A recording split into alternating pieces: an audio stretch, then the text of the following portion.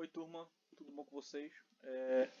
Hoje a gente vai cobrir um arco temporal não tão extenso assim, mas com muitos acontecimentos. A gente vai pegar ali a década de 20 no Brasil.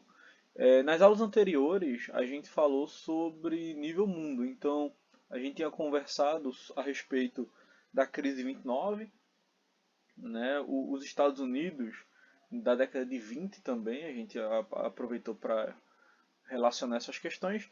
E a gente também falou sobre a questão de regimes totalitários. Em cima disso, a gente sustentou nossos argumentos. Enquanto isso, o que é que acontecia no Brasil? Tá? Vimos em outras aulas também a questão dos movimentos sociais contra a República, mas relacionados à década de 20 para frente. O que é que estava acontecendo no Brasil? A gente vai conversar sobre isso hoje, de 20 e 30, né? É bom ressaltar essa questão, porque a gente vai falar sobre a questão do tenentismo, né, a própria revolução que acontece em 1930 e a Era Vargas. Tá? A primeira coisa que a gente precisa entender. A República Brasileira ela surge em um contexto relativamente complicado, porque foram anos de império e dominação colonial e o Brasil estava passando por uma recém-nascida república que ainda bebia muito de alguns princípios é, oriundos da monarquia.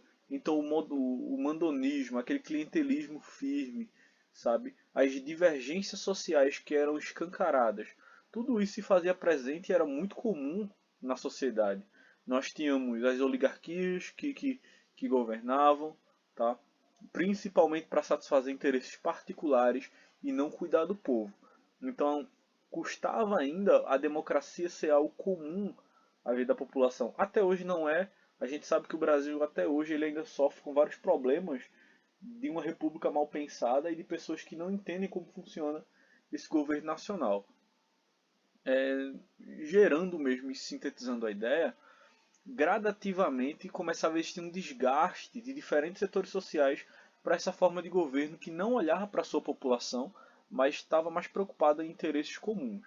Tá? E vale ressaltar, tá, em aulas que a gente teve na semana passada, que muitos movimentos sociais que a gente viu, como a greve de 17, é, é, Canudos, o Contestado, a Revolta da Chibata, todos são reflexos de políticas mal pensadas e de governos que se preocupavam com interesses próprios. Então, o que acontece? Dentre tantas insatisfações que a gente tinha, dentre de tantos problemas que a gente tinha, existia a insatisfação do exército com o governo, que via a República Brasileira com uma imagem desgastada. Se via um movimento sem tanta, ou melhor, se via uma estrutura de governo sem tanta base. Então, dentro dessa insatisfação, a gente vai ver o movimento tenentista, que vai receber esse nome por causa da quantidade dos jovens capitães e tenentes que compunham o exército naquela época. Em 22, mais precisamente ali em 5, deixa eu reforçar a ideia na cabeça aqui. Em 5 de julho a gente vai entender logo mais o período. Tá? De 22 vão sair supostas cartas de Arthur Bernardes, que naquela época era candidato à presidência do lado das oligarquias de Minas Gerais, que falavam mal do ex-presidente da República que tinha sido Marechal Hermes da Fonseca. Essas cartas foram confirmadas como sendo falsas, só que aquilo já tinha montado um clima de hostilidade. Essas cartas diziam que Hermes da Fonseca era um cara que tinha atitudes venais, ou seja, que se corrompia por dinheiro, que era um cara corrupto, tratavam mal as estruturas do exército e tantas outras coisas. Com essa situação, a gente vai começar a ver algumas revoltas pontuais acontecendo, justamente por conta desse desgaste, até a prisão de Hermes da Fonseca, que começa a ser acusado como, né, agitador. E aí eclode os acontecimentos de 5 de julho de 1922, quando os tenentes do Forte de Copacabana eles vão se armar e vão sair nas ruas com o argumento de defender a honra do exército e restaurar a moralidade. A maioria de centenas que estavam lá vão se render e vão dizer: não, a gente não desistiu. Só que 17 tenentes e um civil eles vão continuar o movimento, vão às ruas, pegam em armas e vão bater de frente ali pela Avenida Atlântica para combater esse processo. Nisso, 16 deles vão morrer e 2 vão ficar vivos, que no caso é um tenente chamado Siqueira Campos e outro chamado Eduardo Gomes. Esse acontecimento é considerado historicamente como os 18 do Forte. Em Brasília a gente tem, não, perdão, minto eu. Existe um memorial ali próximo à Coluna Prestes em Palmas, Tocantins ali, tá? Que representa essa luta aí dos 18 do Forte, que é justamente esse que vocês veem aí em cima. Seguindo com a explanação do material, 2 anos depois disso aí, em 24, vai existir um segundo levante justamente no mesmo período. Outro levante tenentista, só que esse não vai ser um movimento tão solto quanto esse aqui. Esse movimento ele tinha algumas questões muito bem direcionadas e todas elas se direcionavam ao governo. Então se pedia a deposição de Arthur Bernardes, que tinha sido eleito, se pedia voto secreto, porque lembrem-se que com as práticas coronelistas as eleições não eram tão legais assim, obrigatoriedade do ensino primário e melhorias também no ensino público. Vão haver diferentes revoltas espalhadas mesmo pelo Brasil, em diferentes estados, envolvendo militares, soldados, alguns conflitos destes vão ser armados contra o governo, direto, a bala mesmo. E o governo ele vai reagir com muita força, inclusive usando a força aérea, embarcações, para abafar o movimento, que não vai se render, vai colocar para cima mesmo. Só que, com o passar do tempo, o movimento ele vai se desgastando e muitas baixas elas vão acontecer. E aí nós vamos ter a formação de alguns movimentos mais em particulares. Por exemplo, os soldados de São Paulo eles vão se reunir mesmo e vão caminhar em direção ao Paraná, a direção do Rio Iguaçu ali. Os gaúchos, eles também vão se reunir e comandados por Luiz Carlos Prestes, eles vão até a Voz do Rio Iguaçu para encontrar com os paulistas. Nessa junção desses dois grupos, que vai ter ali cerca de uns 1.800 soldados, a gente vai ter a formação da Coluna Prestes, que vai sair pelo Brasil. O que a Coluna Prestes vai fazer? Ela vai destruir arquivos públicos nessas cidades pequenas. Em resumo, a Coluna Prestes vai evitar os grandes centros e vai passear pelo Brasil propagando essas ideias contrárias ao governo. Vão ter algumas lutas pontuais no meio do caminho, tá? Mas a coluna ela vai realmente bater de frente às ideias do governo. O movimento ele vai se desmanchar em 1927, mas ele vai conseguir sim vários avanços contra o governo republicano na época. E aí a gente chega às eleições de 30, que naquela época tinha como já presidente do Brasil um cara chamado Washington Luiz. E o que era que acontecia? Dentro daqueles princípios da política do café com leite, o processo de escolha de candidatos era uma coisa pontual. Então existiam as alianças políticas. Nessa lógica, o Washington Luiz ele deveria indicar, já que ele era um paulista, alguém de Minas, que por sua vez seria Antônio Carlos. Mas só que em vez de fazer isso, ele vai indicar um cara chamado Júlio Prestes, que era de outro paulista. E aí Antônio Carlos vai ficar extremamente decepcionado, indignado, e ele vai formar um novo grupo, a Aliança Liberal, onde ele vai reunir grupos das oligarquias do Rio Grande do Sul e da Paraíba para disputar as eleições. E isso vai ser muito conveniente porque em 29 o Brasil ele vai ter alguns problemas econômicos muito fortes gerados por causa da crise, porque o Brasil não vai ter tanto café, ou melhor, o Brasil não vai conseguir mandar seu café para fora. Então muitos cafeicultores vão começar a falir e o governo aí, que podia fazer não estava ajudando muito. E aí surge nesse cenário, apoiado por Antônio Carlos, uma figura gaúcha chamada Getúlio Vargas, que ia disputar as eleições com o João Pessoa sendo seu vice, que era um paraibano. E Vargas era um cara muito safo, porque ele argumentava justamente aquilo que o povo queria ouvir, né, sobre um desenvolvimento da indústria no Brasil, que estava muito atrasado com relação a outros países, da criação de leis trabalhistas, voto secreto.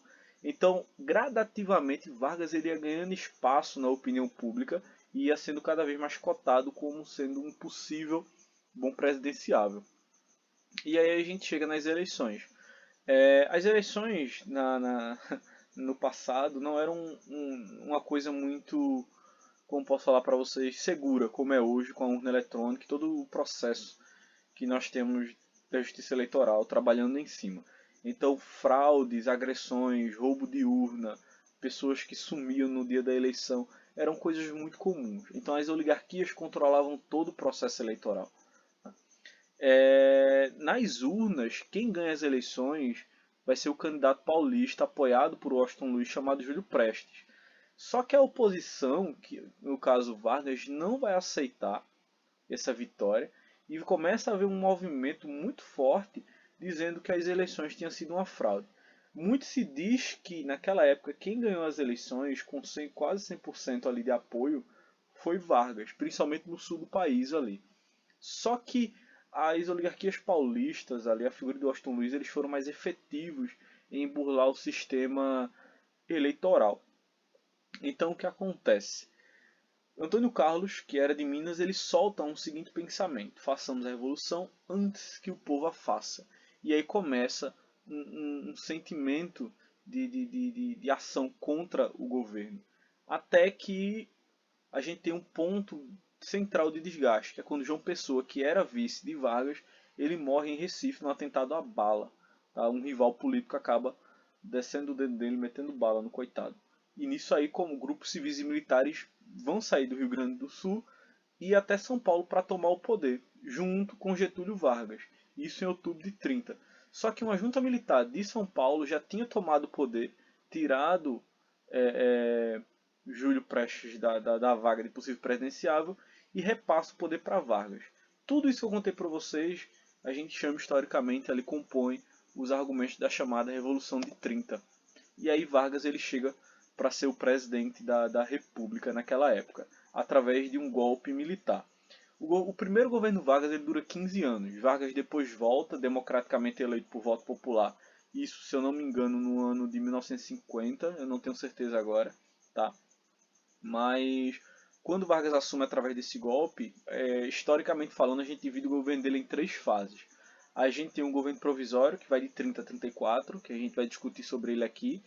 E depois disso a gente tem um governo eleito por voto indireto, quando os parlamentares votam e ele assume novamente como presidente. E a gente tem um Estado Novo, que é classificado por muitos, inclusive por mim, como sendo uma ditadura.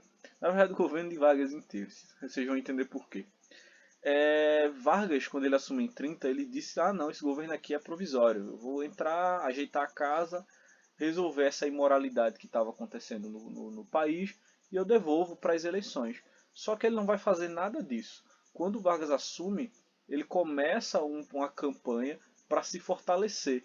Então ele elege interventores de sua confiança para governar os estados, para controlar os governos naquela época, afastando os governadores e colocando pessoas de sua confiança no poder para que esse controle dele fosse ainda maior.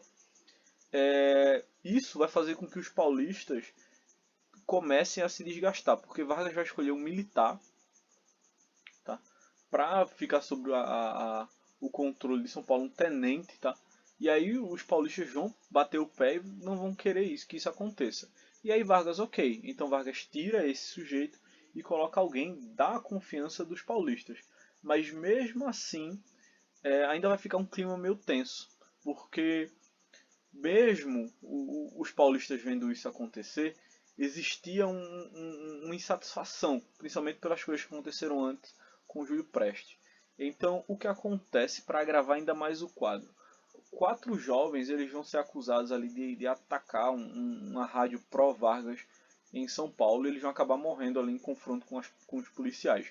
Isso gera um movimento chamado MMDC, isso em 32, quando os paulistas eles vão pegar em armas, tá, e vão começar a lutar pedindo uma nova constituição para o país, uma reformulação às leis nacionais. Isso movimento vai ficar conhecido como Revolução Constitucionalista ou Guerra Paulista. Então, muitos jovens vão começar a se inscrever para participar do Exército Paulista contra as forças de Vargas.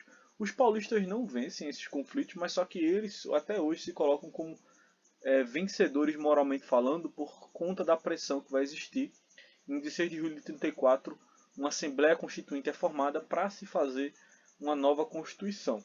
E essa Constituição ela insere voto feminino, tá? Uma justiça eleitoral, o voto passa a ser secreto de fato mesmo, um ensino primário gratuito e obrigatório.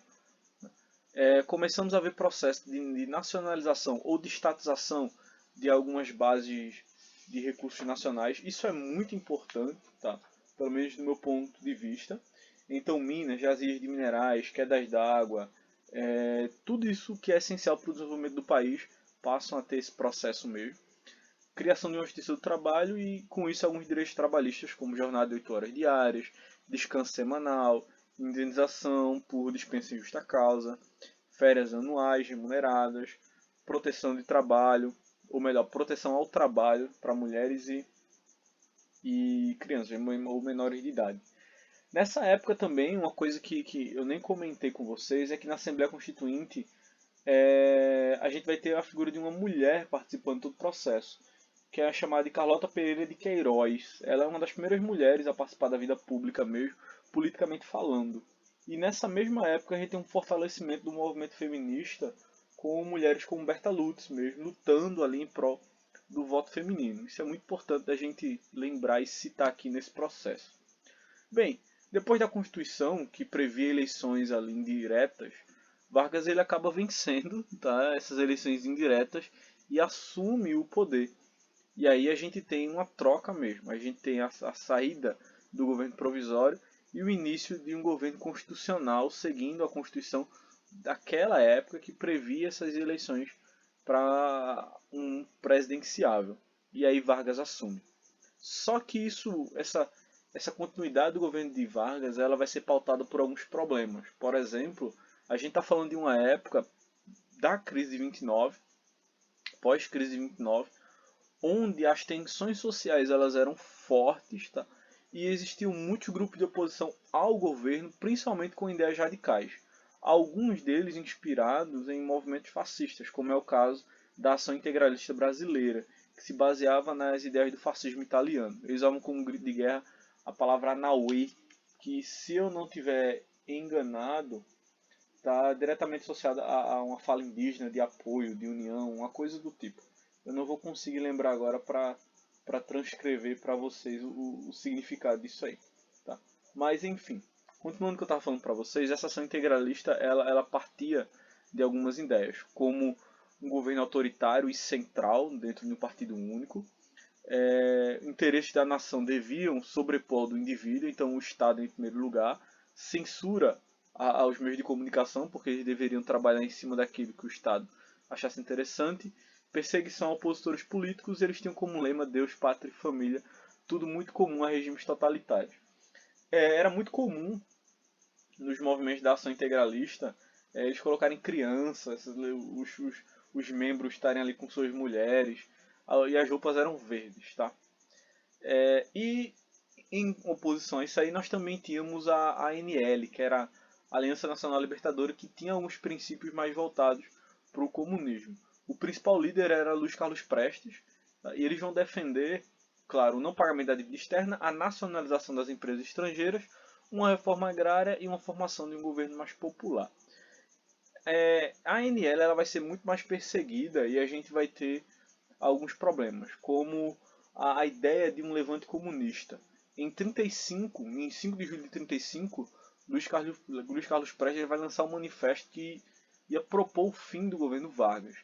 Então, com isso, Vargas ele vai fechar a sede da ANL e daí para frente começa uma perseguição a todas aquelas pessoas que seguiam essa linha de raciocínio. Então, alguns movimentos menores vão acontecer e, em contrapartida, o governo ele vai agir prendendo e perseguindo todas as pessoas que seguiam essa linha, tá? Sendo do partido ou não. Nessa época, pessoas como Graciliano Ramos, entre tantos outros, vão acabar sendo presos. No caso de Graciliano, no caso de Olga Benário, perdão, além de presa, ela vai ser exilada, né?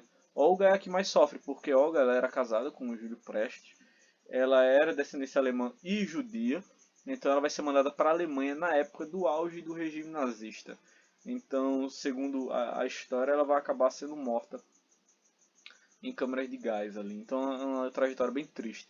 Inclusive tem um filme, quem tiver a oportunidade de assistir, assista que vale a pena. Tá? É um filme muito interessante. E Vidas Secas de Graciliano Ramos dispensa explicações. Aqui, gente, a atividade de vocês para essa semana. Eu recomendo que vocês vejam esse documentário. Ele tem uns 25 minutinhos. Rapidinho vocês veem ele aí. Tá? Agradeço a atenção. Até a próxima e tchau.